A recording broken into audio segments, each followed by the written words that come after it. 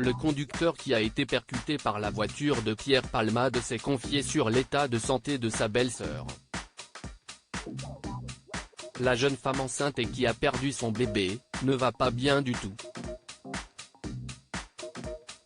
Le 10 février dernier, Pierre Palmade conduisait sous l'emprise de stupéfiants.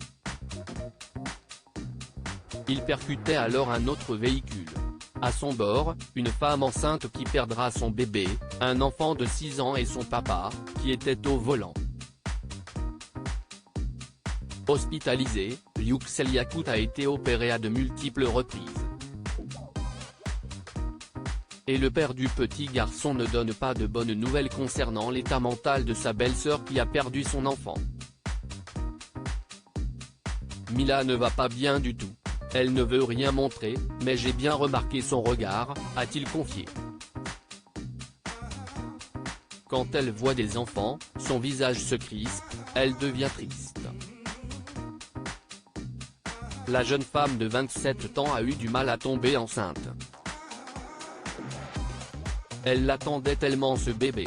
Tomber enceinte a été un vrai parcours du combattant, a-t-il expliqué. Alors le décès de son enfant est une douleur immense pour celle qui rêvait de devenir maman.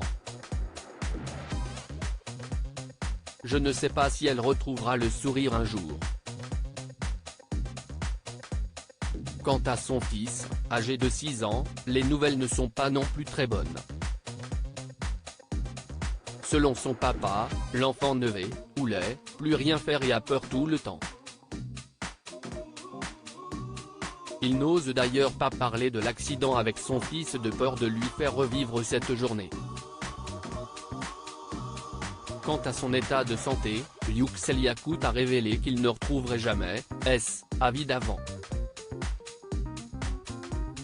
Le conducteur victime de Pierre Palmade fait des confidences bouleversantes. Contraint de se faire opérer une 7e fois, il doit suivre des séances de kiné tous les jours et doit ingérer 12 médicaments par jour. Avec 48 vis dans le corps, son quotidien est douloureux. Interrogé sur la vidéo sur laquelle on peut voir Pierre Palmade en train de faire la fête dans une boîte de nuit, Yüksel Yakut indique « Je n'ai jamais été autant en colère. J'ai tout de suite pensé à mon fils, à Mila, à son bébé. J'ai passé la nuit à fumer cigarette sur cigarette.